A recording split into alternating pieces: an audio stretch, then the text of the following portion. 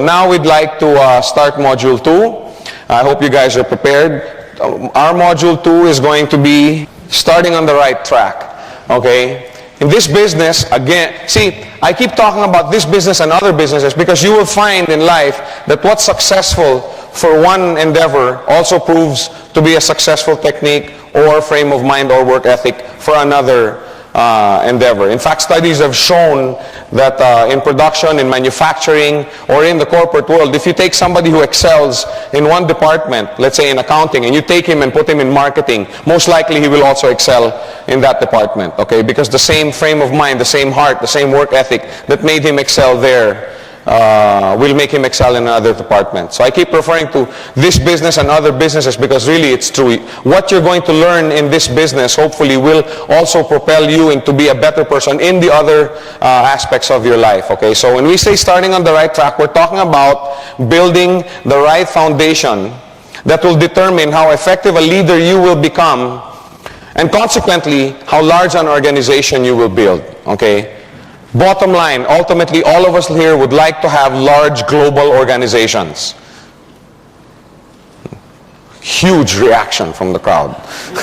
We all want to have global organizations, right? Isn't that what we want?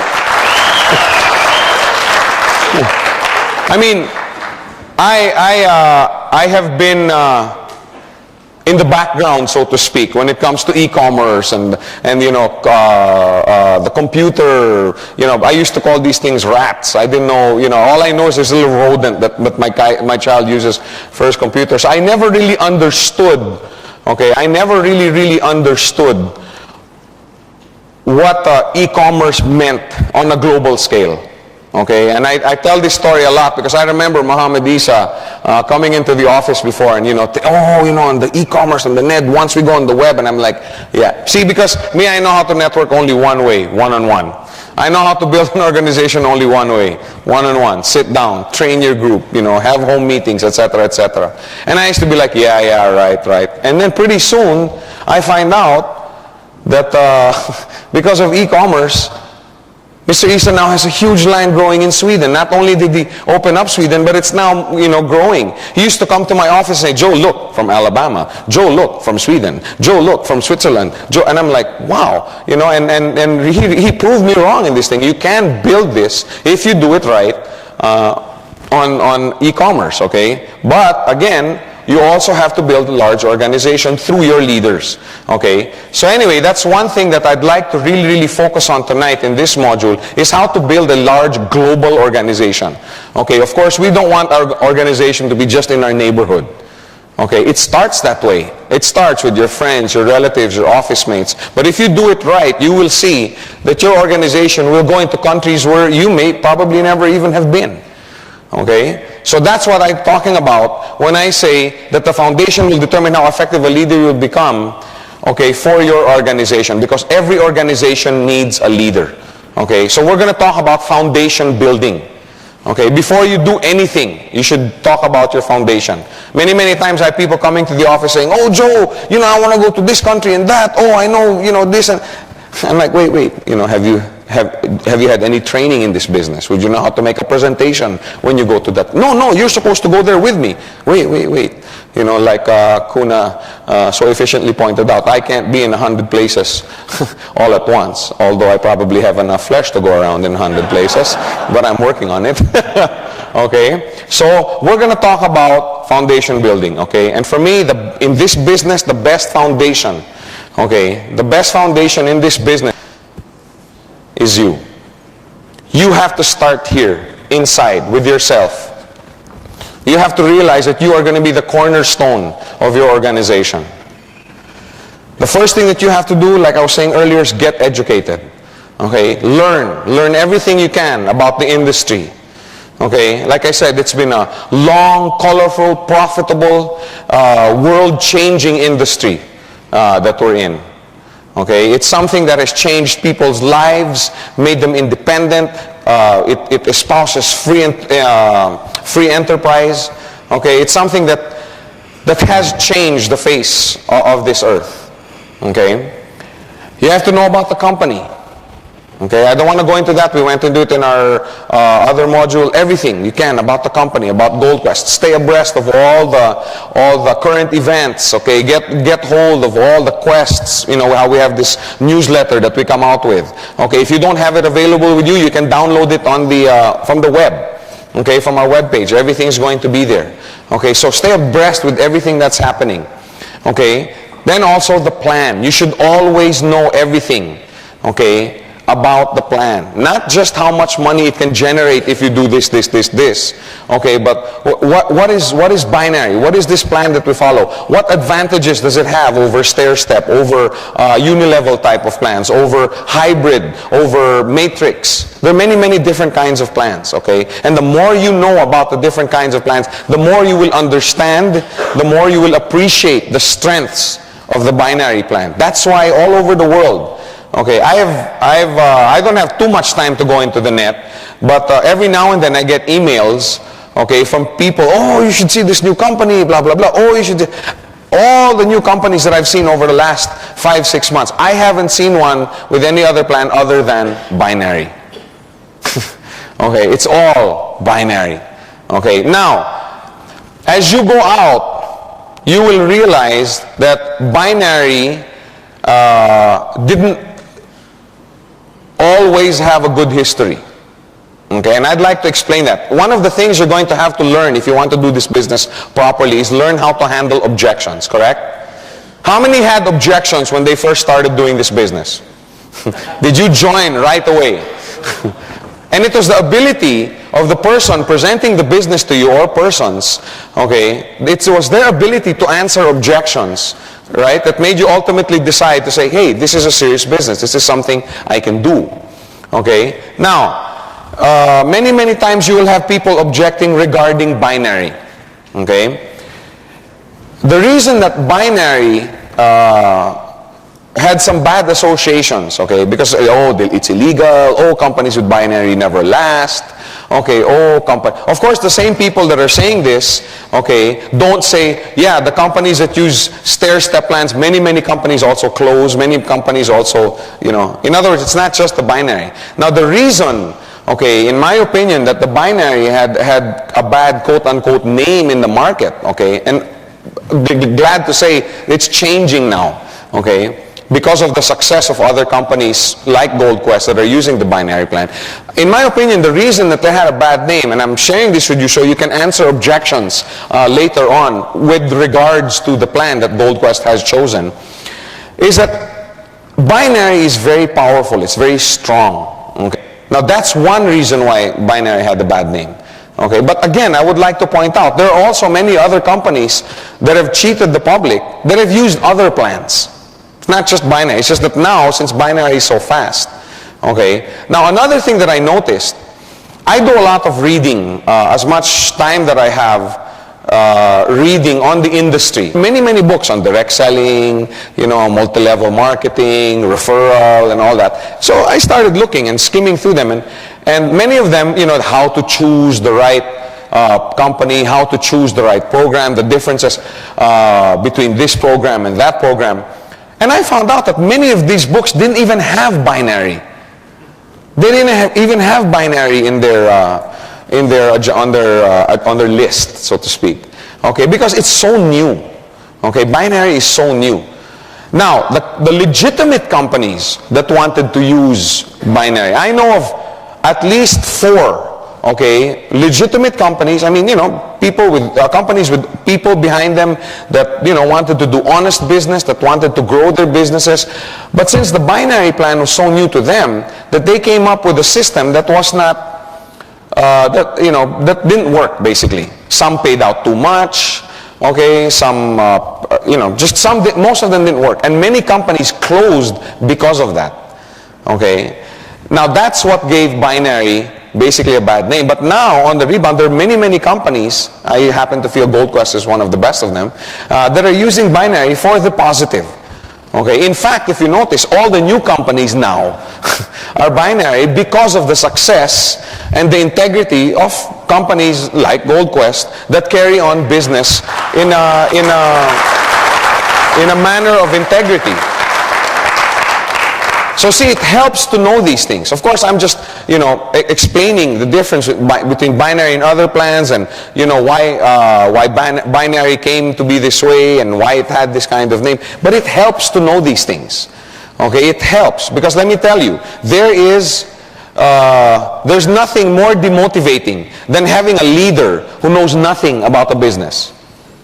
And I must stress that I put brackets or quote unquote on the word leader. Okay, because if he doesn't know anything about this business, he has no right to be called a leader or to call himself a leader. Okay, isn't it demotivating when you've just started in the business, okay, and you're there, you're all excited, right? And you come up to your leader, the one who referred you to this business. Hey, what's maxing out? What's cycling mean? And the guy's like, well, I don't know. Go look in the webpage. And okay, how many cycles can you do in one day? Gee, I don't know. I mean, could you be motivated if you had a leader like that? On the other hand, it's so inspiring to have a leader who can lead, not with hype, but with heavy-duty knowledge. I mean, you ask the guy about something, he knows. Okay, I pointed out Ranjit, but the same goes with Tony Kong and Muhammad Isa. I've sat there in the office and watched these guys when they have new customers coming in and new leaders in their line coming in, and they have these sessions where these guys, hey, what about this? And they sit there and they answer one by one all the questions. They sit there and do their trainings, and these guys walk out of the office on fire. You know why? Because they know they have somebody that they can look up to. They know that they have a leader that they can count on. Okay, so it is so inspiring, it's so motivating to have somebody that you can count on. Now let me ask you, what kind of leader are you? What kind of leader are you? Are you the kind of leader that your organization wants to gravitate towards? Or are you the kind of leader that people want to avoid because, better not go to Joe, he doesn't know a thing. Heavy-duty knowledge. Because from heavy-duty knowledge comes wisdom.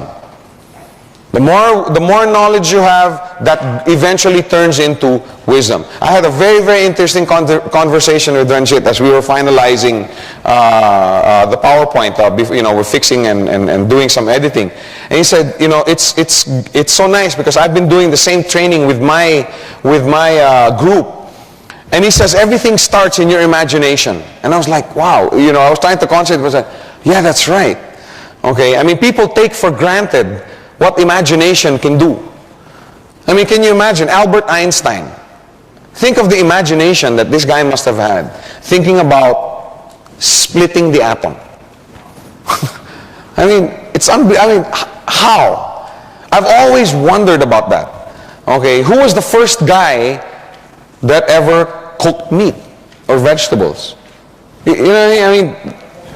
Have you ever wondered about that? What made a guy invent, let's say, I don't know, gunpowder? What made the guy invent the airplane? What kind of imagination? You have to have imagination.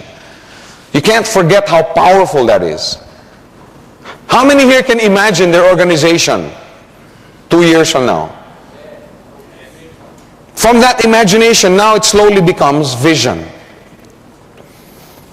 And now the processing of that vision, when you have that vision, you have a quest for knowledge. You want to know more. How can I go towards that vision?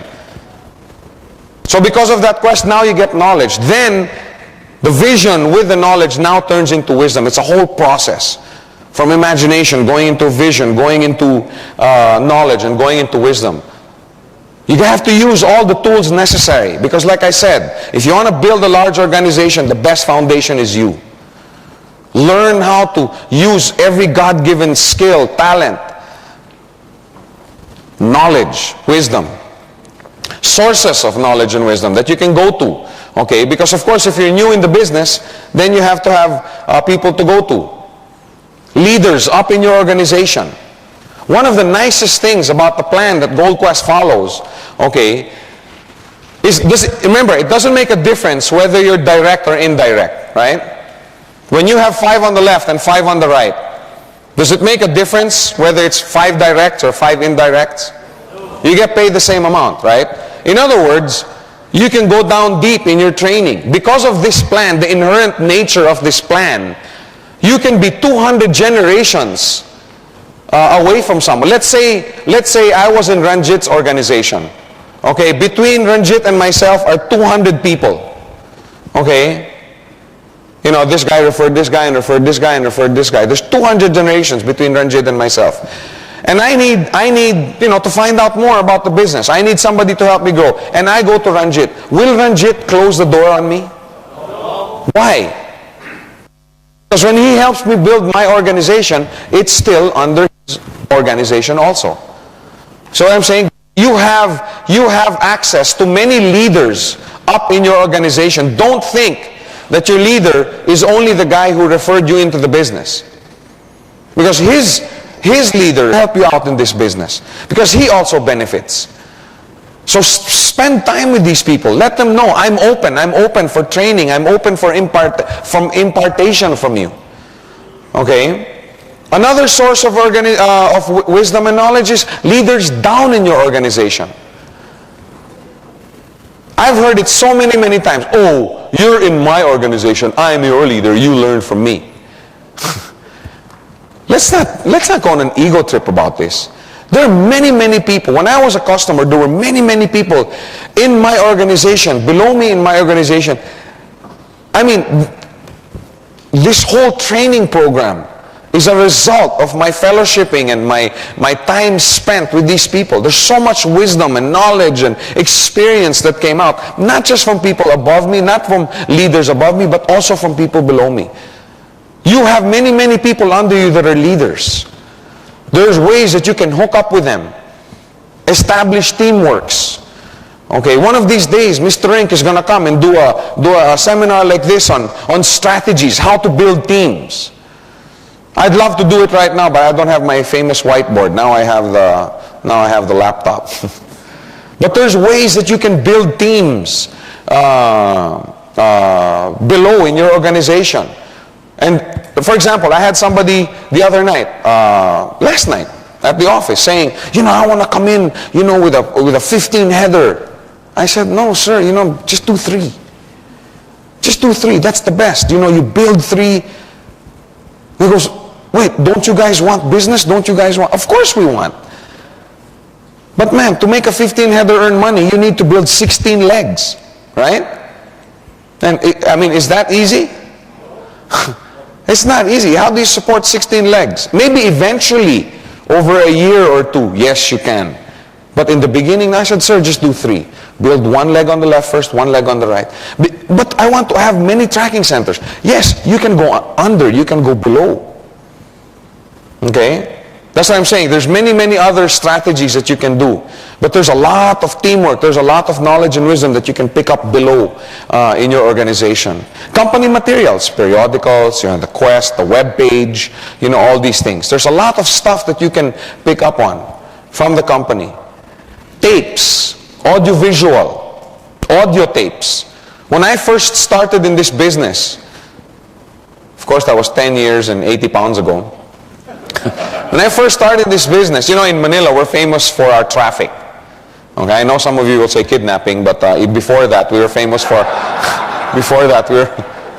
our traffic. Okay, and I used to spend a lot of time in the car. You know, I would sit there and do training in the car. I would listen to tapes in the car. I would spend 1 or 2 hours. Hey, that's training time. I would sit and go with somebody below me and say, come on, let's do training in your group. While we're in the car, we sit there, we talk, we train. Use your time. Okay, but there's and don't limit your wisdom with the material that we come up with. Okay, because there's a whole wealth of material out there. Like I said, what works in one business is going to work in another business. Excellency in one will also make you shine in another. Okay, so don't limit yourself to me or Patrick or VJ or Mr. Rink or Mr. Bismarck. We learned from somebody else. Books, very important. Wealth of wisdom in books. When I first started in this business, I couldn't afford books. Okay, I was in traditional business really grew, and I was sitting on top of the world, and then one thing led to another. My partner and I had the falling out. Bottom line is I ended up with nothing, the next day and owing half the world. Okay, and that's how I got into this business. And I used to be really frustrated about it, but now I'm so thankful, because if it weren't for that situation, I would have never discovered this industry. But anyway, I knew God works in mysterious ways. Really, I came to know this wonderful industry because of that incident in my life. But anyway, I knew I had to go get educated, okay, in this business. So I would go out to, what's the equivalent of your MPH? We call it National Bookstore in the Philippines. I would go there and start reading books. Okay, I couldn't afford to buy them. Okay, so I'd take them out of their plastic sleeve. Okay, and you could always tell when I was going to National Bookstore. You know, I'd be in my shorts, rubber shoes, you know, t-shirt, comfortable, and I'd sit there, take it out of the plastic sleeve and read. You know, for 1-2 hours, read about the business, the industry, blah, blah, blah.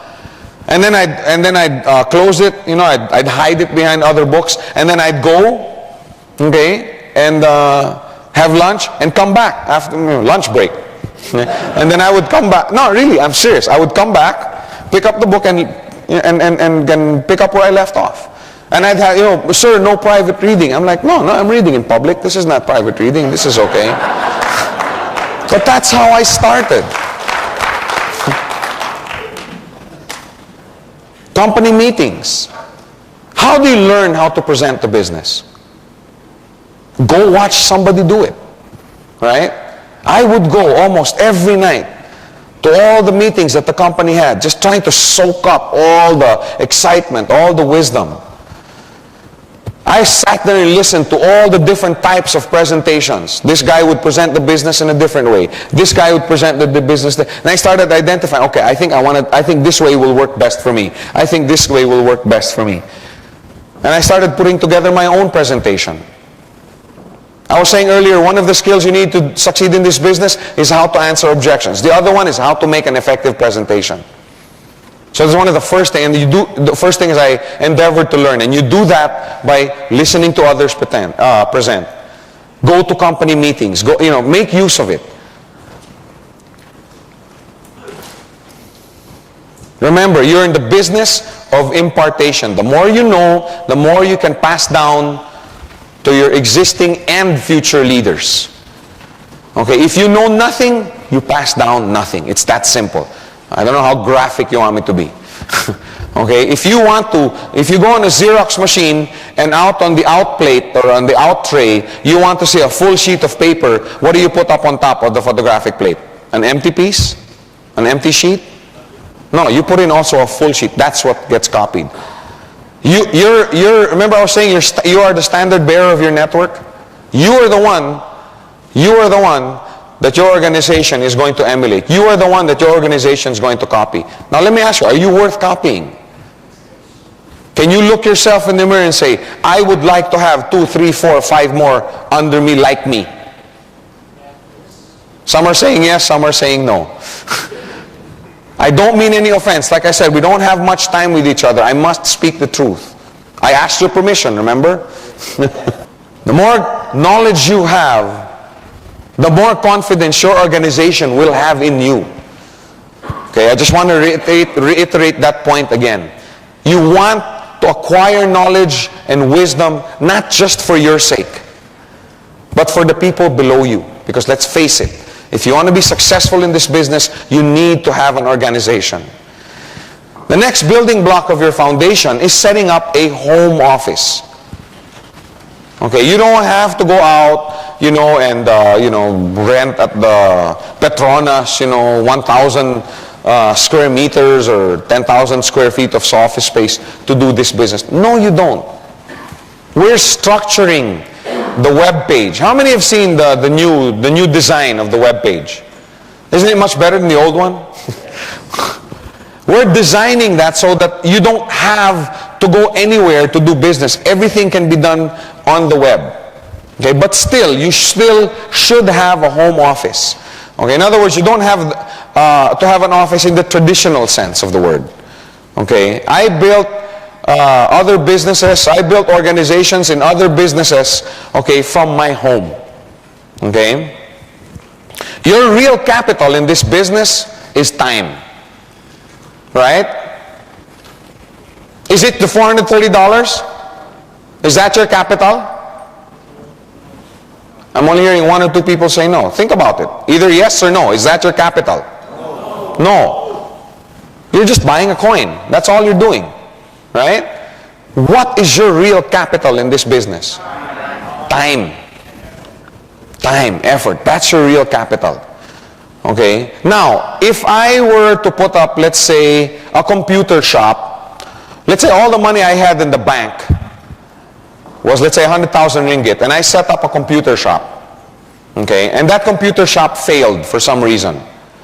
Okay? I can't afford to make it fail because that's all the money I have. That's all the capital I have. But if Bill Gates were to put up a computer shop of 100,000 ringgit and that thing closed, will it make him bankrupt?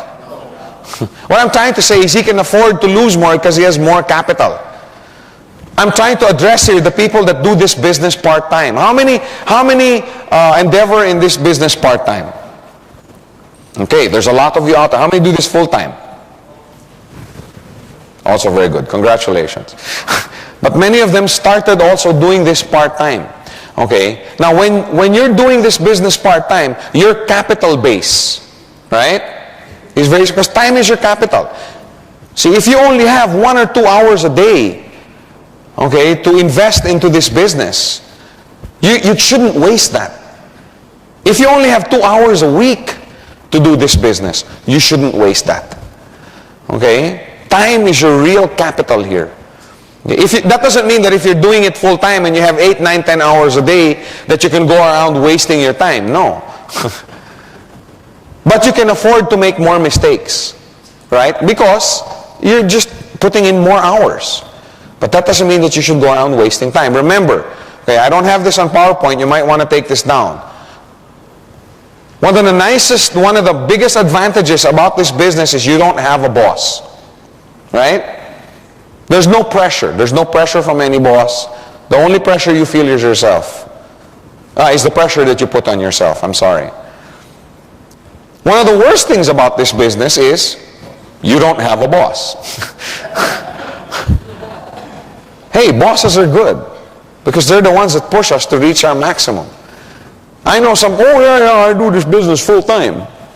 But then when you go into his daily schedule, guy wakes up at 12, finishes his lunch break by 2:30. And he has to finish by 2:30 because he has to catch a 3 o'clock showing at Mid-Valley of, the movie. And he's out at 5 o'clock, just in time for an early supper, so he can finish by 7 to catch the next showing at Mid-Valley. And he has to catch the 7 so he can have a late supper at 9:30 and be in the disco by 11. But I don't work. I do Gold Quest full time. That's what I'm trying to say. Okay? Doesn't mean that just because you don't have a boss that you can go around and waste your time. Always remember that. Your capital in this business is your time. If you're doing it part-time, then the more you should guard this capital. Make sure you don't waste it. And the way to be more efficient at managing your time is setting up a home office. You have to get organized, okay, in order not to waste your time. Okay, now the way to get organized, okay, in your home office, you should have company materials, brochures, profiles, newspapers, etc., etc. Okay, you should have a stack of them. You know why? Because you don't want to have just one, right? And then you go to a presentation and say, can I have this brochure? I'm going to discuss this with my wife. Now you have to go back all the way to the office. You see what I'm trying to say? Now in Manila, going back to the office from your house sometimes takes 2-3 hours of our traffic situation. Now here, it may only take 1 hour or maybe 45 minutes or 30 minutes. But hey, you still don't want to waste 30 minutes or 45 minutes or 1 hour. You could spend that time sitting down and showing the business to someone, or sitting down with the group or 2 or 3 of your people and training them. Don't waste your time, okay? That's the reason why you should have stuff in your house. Have some brochures. Wherever you go, you should have them. You should also have profiles and downloads from the websites. Because many times it keeps you abreast with all the most recent things that are happening with the company. You should have files of your genealogy report. How many have files of their genealogy report? You know why this is important? Why is it important to you guys? Number one, to track your growth, right? And number two, when people say, hey, does this work? Yeah, look at my organization. This is my genealogy. Look, these guys, I don't even know them, but I trained these guys who trained these guys, and now my organization has grown. That's what you need a genealogy report for. Your checks. You should have files of your checks. Oh, have you made money? Yes, I have. Look. This is a testimony business. That's the reason why you have to have your checks. To prove to people that it works. If you just started in the business, of course you're not going to have a check, you're not going to have a coin. Have copies of your friends' checks or your leaders' checks. In other words, if you don't have your own testimony yet, use somebody else's. Right? Now, I don't think there's anything wrong, you know. Joe, how much have you earned already? Well, I haven't earned yet. I just started 4 days ago. Okay? Yeah, this business is not good. You haven't earned it. Hey, I've been in this business a week. I've spent most of this time just training. So I haven't earned yet. However, my uncle who brought me in is now doing about $1,000 or $1,500 a week. And he's only been in 3 months. Really? Yeah, look, here are his checks. This is what his organization looks like now. See, that's what I'm trying to say. Doesn't mean just because you don't have your testimony that you can't do this business. And tell this to your new leaders and your new potential leaders. Because I hear that all the time. Oh, Joe, I can't do this business. I don't have my coin yet. What about us when we started in the business? We didn't have a coin. How were we able to show people that this is a business that's viable? We didn't have a coin. I had somebody come up one time and, you know, I actually picked this up from someone. He also didn't have a coin. And, oh, I want to see the coin. I'm not going to do this business to see the coin. Yeah. So the guy just took out, you know, one ringgit and said, hey, look, it looks exactly like this except it's gold. Yeah. So now I use that all the time. When I go to meetings and, you know, everybody thinks I always carry gold coins. Joe, do you have a coin? This guy wants to see a coin. Well, here's one. Well, that's just 1 peso. Well, it's a coin. Yeah, but we want to see one of Gold Quest coins. It's the same, except it's gold. It's round. It has 2 sides. I mean, how low-tech do you want to be? Okay? People take you more seriously if you have business cards. You can't go around, you know, oh, you know, Aaron, this is a fantastic, oh yeah, Joe, this is great. You know, you're in McDonald's. Oh, Joe, how can I call you? What's your number? Give me that napkin. It just doesn't sit right. You know what I'm saying? Oh yeah, I have my business card. Here it is. You know what having a business card does? Okay? When you give your business card to someone, this connotes that, number one, I'm proud of what I'm doing. I've put my name, I've put my stamp on this endeavor. I'm proud of it.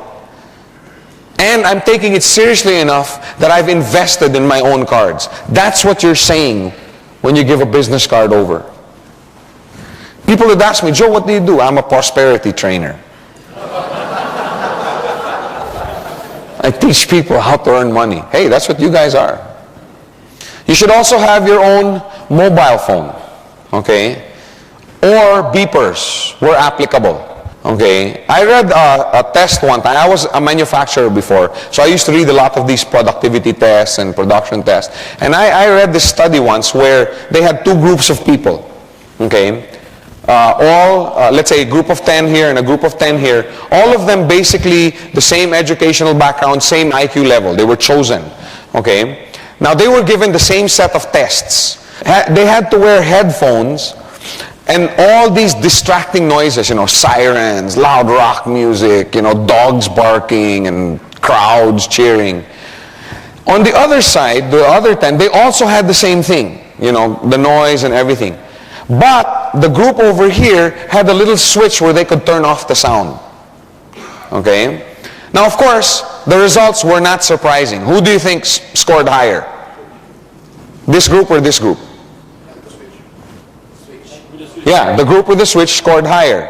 Okay, that didn't surprise the researchers. What surprised them was not one of the people in the group actually used the switch. No, really. Just the fact that they knew they had control over a situation made them perform better. Okay, not one of the people, not one of the participants used the switch. In other words, they had the same noise, they had the same distractions, but they performed much better. The point I'm trying to make here is when I would have new people coming into my organization, okay, I give them my business card, and I give them my home phone, my hand phone number, and my beeper.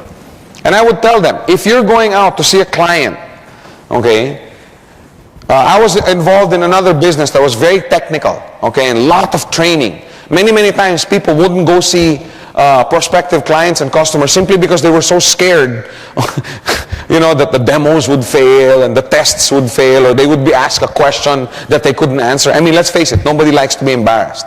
So I would tell them, I'd give them a card and I'd tell them, if you ever are in front of anyone, okay, and you can't answer the questions that they're asking, just give me a call. Just call me on my hand phone. That motivated them so much. They went out and started doing their own presentations and product demos. Hardly anybody ever called and asked. Really, hardly anybody called. Just the fact that they knew that their leader's number was in their pocket and he was a phone call away motivated them already to go and do the business. Okay? Always remember that. Let the people in your organization know that you are available. Okay, and they will feel more confident. Now, the cornerstone of your foundation, we talked a little bit about it earlier and how important it is. And I know many times that people think that this word is overused. Okay, I hear everybody talking about this. Okay, so let's analyze carefully what a vision does for you. Okay, let's quantify it. Let's not make a vision a nebulous word. Okay, vision this, vision that. Let's quantify. What does a vision really do? Number one, it determines your direction. Okay? For example, if somebody lived in Kuala Lumpur and wanted to go to Johor, okay, where would he go? If his vision was to go to Johor, where would he go? Where's south? Let's say this is south, okay? For reference purposes, let's say this is south. Let's say Johor is that way. If you know you're going to Johor, you know you're going in that direction, right?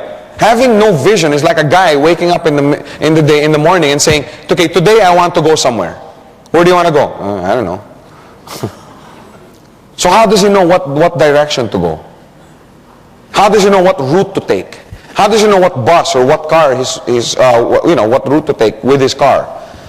How does he know what time he's going to get there? And most important, how does he know if he's going the wrong direction? He doesn't know. He's not really going in it. But if he knows he was going to Johor, and he knows he's going in that direction, and he takes a bus that says going to Ipoh, you know what I'm saying? Then he knows that he can correct himself and go the right direction. That's what a vision does for you. It sets you on the right path. Okay, many people have absolutely no idea where they're going. They don't know what time they're getting there. They don't know what route's going to take them there. They don't know how long it's going to take. They don't know if they're going the wrong way. I know. I went around for many years in my life without a vision. And I just kind of went where the wind would blow me. Oh, one day it was here. Okay, I'm there. One day it's here. But when I sat down one time with my discipler, and he gave me a vision of where he thought my life should go given the circumstances I was in, then that's the time my life started moving in a predominantly forward direction. So remember, a vision determines your direction. I always talk about Tiger Woods because, Tiger Woods is one of my favorite. Well, it still is Michael Jordan. Michael Jordan is still the hamana of all basketball players. Okay, but even Michael Jordan idolizes Tiger Woods because the guy is just a really good golfer. But his vision was to be the best golfer of all time. He didn't take up swimming. You know what I'm saying? Because of his vision, he took up golf at an early age. Bill Gates had the vision to put a PC in every home. He didn't go into the lumber industry. Right? If your vision is to have a PC in every home, then I guess you should be involved in the computer business. Simple. It determines your direction. And another thing that vision does for you is you become internally motivated. Nobody has to sit there and, come on, Joe, you got to do this. No. I have a vision. I know when I want to reach it. I know what time. And nobody has to motivate me. How many have visions here? How many want to build large global organizations? Does anybody have to push you in the morning to do this business? Did anybody have to push you to come here this weekend? That's what a vision does for you. Internal motivation. For me, that's the best. Not because, you're performing because somebody's there cracking a whip over your head. No, because you want to fulfill your vision. That's the best kind of motivation there is. The next thing that a vision does for you. Having a vision helps you overcome obstacles. When you have a vision for something, then you're willing to go through a little pain, right? Again, when I talk about pain, nobody says, when I talk about large global organizations, whoa! When I talk about pain, no, that's not me. Training for the 400-meter dash is one of the most painful processes in track and field. Okay, simply because the body wasn't designed to sprint 400 meters. Yet Michael Johnson, y'all know who Michael Johnson is, the guy with the gold shoes, trained every day for 10 painful years because he had the vision to win Olympic gold. Not just in one, but two events, the 200 and the 400. I mean, when you, have a vision, you're willing to go through all of this. You're willing to go through a little pain because you understand that it's the process. However, having a vision for something is not something you do in one sitting. You don't sit down and then walk away. Okay? It takes a lot of introspection, soul searching, and courage. You have to have courage to think. Don't wimp out. Don't wimp out. No, I don't think I can reach that. I better not reach that because it's just going to hurt if I don't reach it. Don't be a wimp. It takes courage to dream. Sit down. How high do you want to go? How high do you want to fly with this business?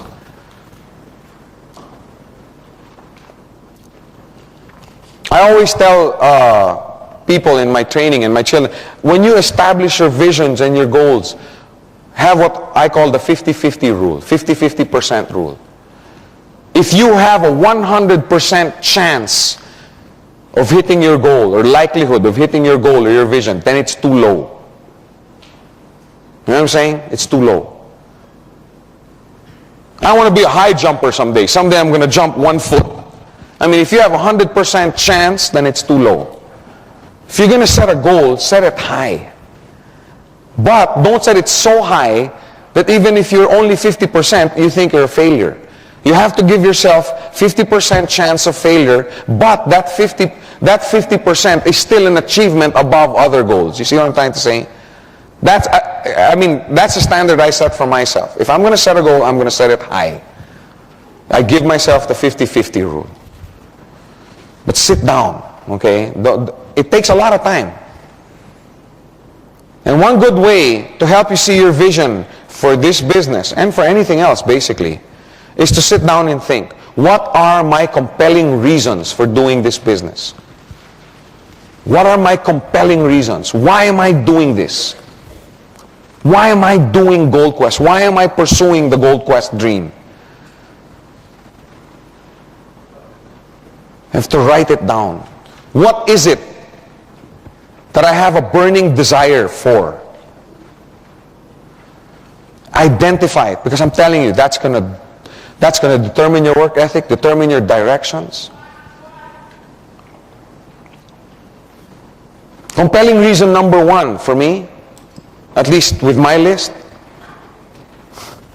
You want to know my compelling reasons? Have you sat down? Because it's really something that you have to go through.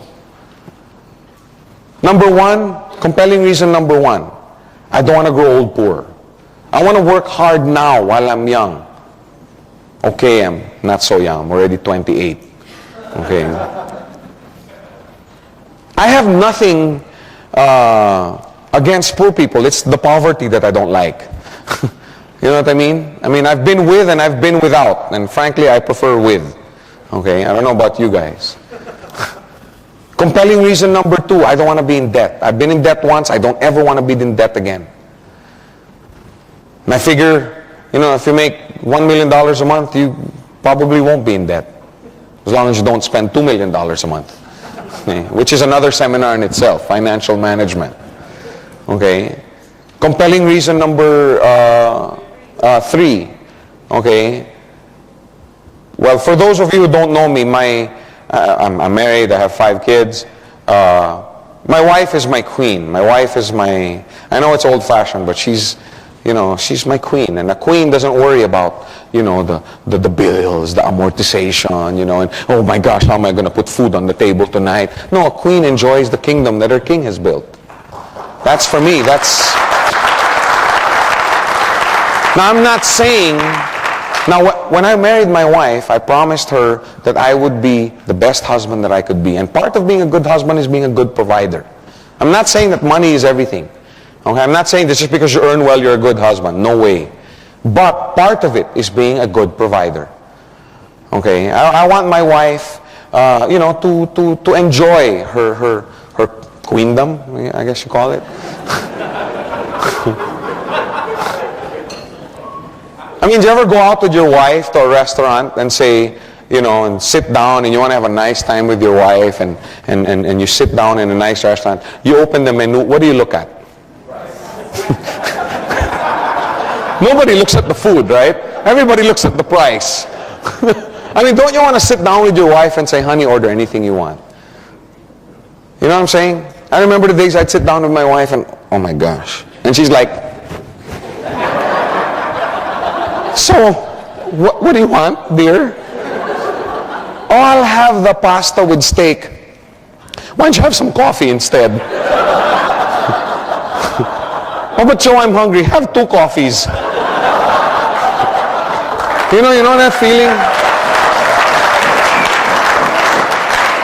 Or you're walking with your wife in the mall, you know, and she's like, oh, look at this dress, you know, it's so beautiful. And you're like, no, it's out of fashion. And she shows you a pair of shoes and you're like, it's not your style. Now, I don't think, I mean, I laugh about it, but I take it very, very seriously. And I don't think I'm alone in this room. I think all of us are the same way. And I want to give my wife, that's compelling for her. It keeps me awake nights. I want to be able to sit down in a restaurant with my wife, open the menu and say, what do you want, dear? And not have to say anything. Compelling reason for me. Compelling reason number 4. Okay. Bible says leave an inheritance for your children. Okay, and I have 5. Okay, and I want to leave an inheritance. I'd like, you know, each one to have at least, you know, the dwelling place, either a bungalow or a condominium. I don't know. But I'm working really hard. I'd like, you know, to leave them a nest egg of, you know, $1 million each. No, I'm not adopting. Okay, so no need to apply. Hey, you're going to set your visions high or not? Are you going to set your goals high? Do you love your kids or not? I'm just saying, these things keep me awake. It's compelling for me.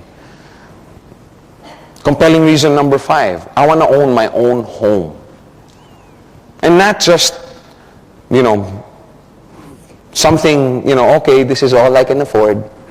You see what I'm trying to say? I have a burning desire to play golf 6 days a week. But to do that, you have to build a certain income base. You see what I'm trying to say? Identify, sit down. What am I doing here? What am I doing this weekend? What am I doing in this business? Why am I here? What are my compelling reasons? Am I here just because, you know, wow, everybody else seems to be doing it? No. What are your compelling reasons? List them down. Sit down. Commit to paper your compelling reasons and your burning desires. Write it down. There's a saying that goes, write it down on tablets. The Bible says write your visions down on tablets. Remember, a vision not committed into writing is just wishful thinking. Okay? Sit down. That's why I say it doesn't happen in one sitting. It's a process. And over the months, over the years, it'll probably change. It'll probably change. There's one customer in the Philippines, and she was saying, before, when I would earn $800 a week, I'd be like, wow, I mean, this is it. And then when it hit $2,000 a week, she was freaking out. And then at $4,000 a week, she thought she was on top of the world.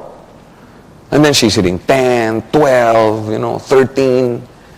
In fact, the last time I was there, somebody was telling me, Chip, this girl, she took her check, threw it away. Oh, it's only 8,000.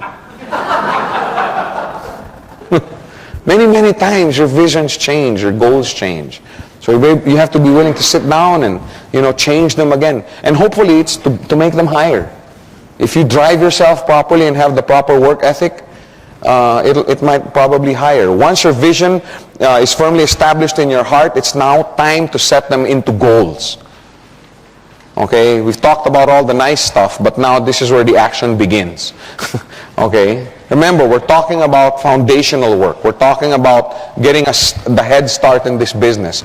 And your best foundation is you. Don't you dare start, the task of leading others until you've built a foundation in you.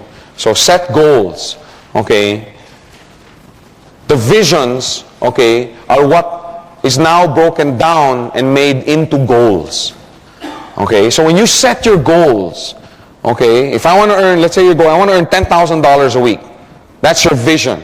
Okay, how am I going to do this? To earn $10,000 a week, I need this kind of organization. I need this many steps a day, this many cycles. What kind of organization do I need? How many leaders do I need?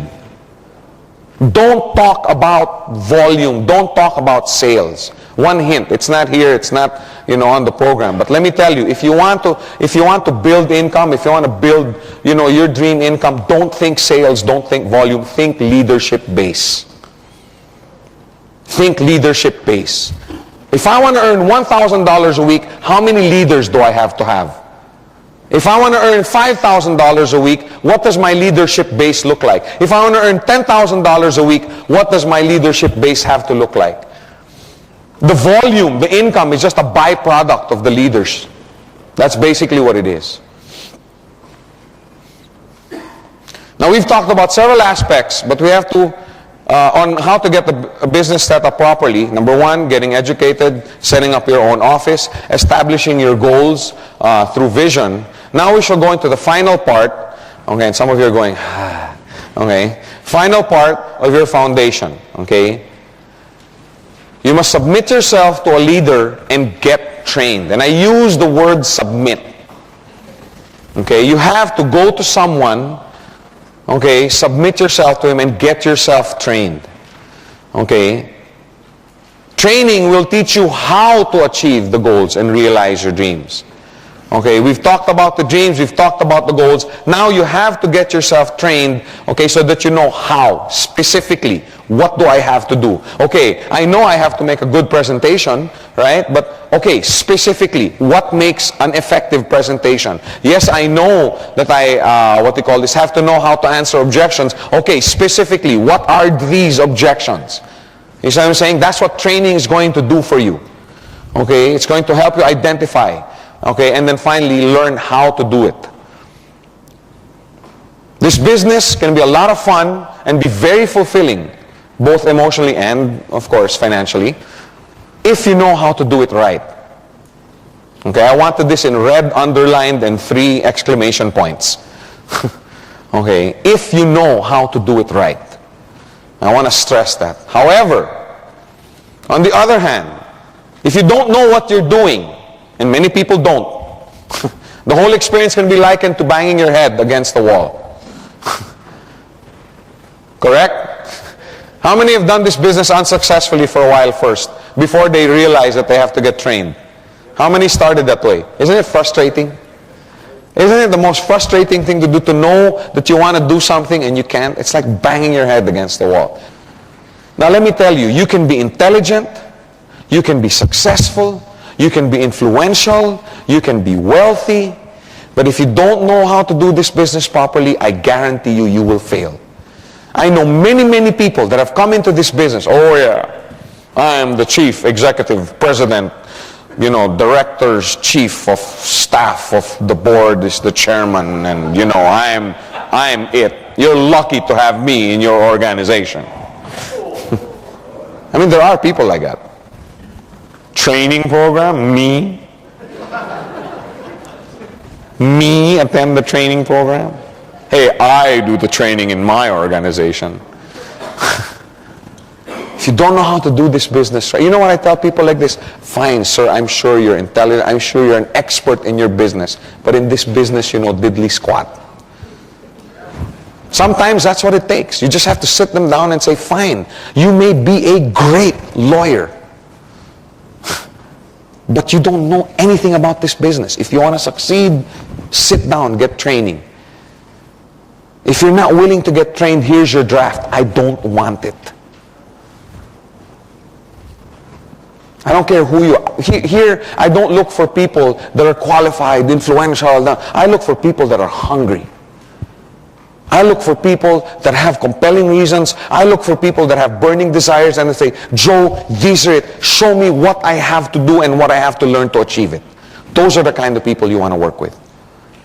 Those are the kind of people. I'd rather have 2 of those. I'd rather have 2 of those than 10 chiefs of industries who refuse to submit themselves to training. I'd rather have 2 that'll say, Joe, you tell me what I have to do. I don't care, whatever it takes, I want to achieve this goal. All you need are 2 or 3 people like that. Admit the fact that you don't know everything about the business and get training. How do you get training? Attend seminars. Okay? Don't limit yourself to, like I said, there's a wealth of knowledge outside. Hang around with your leaders. Pump them for information. Hey, I heard you had a successful meeting last week. What happened? What'd you do?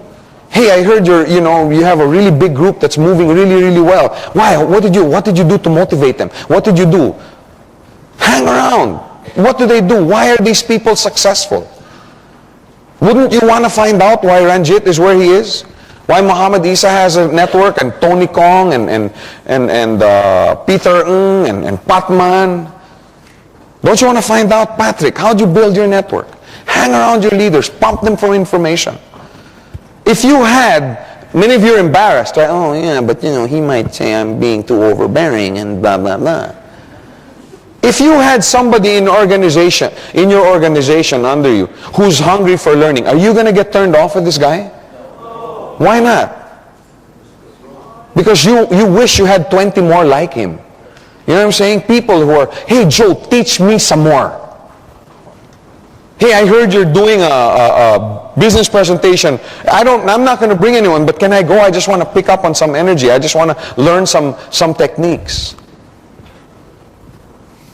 Go up. Master these 3 skills in training. You only need 3 basic skills. You have to know how to present the business effectively.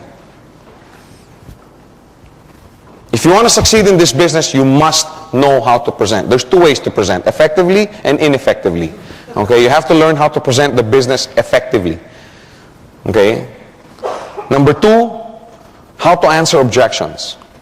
You have to know how to answer objections. I know it's intimidating at times. Okay, especially if you don't set up the appointment properly, which we'll get into tomorrow in more detail. Okay, but really, once you learn how to answer objections, isn't it easy? And number 3, how to build your organization through support and training. Those are the only 3 skills that you need to really make it big in this business. You don't need an MBA graduate degree. You don't need a PhD course, doctorate. No, you don't need that. You just have to master these 3 basic skills. Now, of course, these 3 basic skills, have components.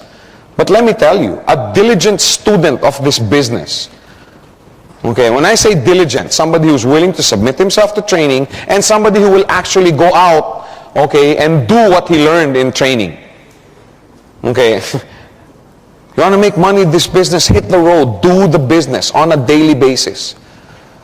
Because if you do it properly, the rewards are unbelievable. And I'm not just talking about financial rewards. How many have fun doing this business? That's great. Wow. That's great. Give yourselves a hand, man. You guys are doing something right. I didn't think there'd be that many. You guys are having fun. I'm having fun. You guys keep the business fun. Okay? Make sure you submit yourself to training. Find out what does it take to succeed. And believe me, this business can be something that will be global. Once you master these 3 skills, there's nothing that can stop your organizations from growing on a global scale. That's what we're looking at. We're not looking at a business that stops in Kajang or Johor or Singapore. No, we're talking about the world. You see yourself having a global concern because that's what it's about. That's what it's about. And that's why we attend these trainings. So submit yourself, get trained, and you will have a global organization. The world is ours to conquer. Thank you and good night.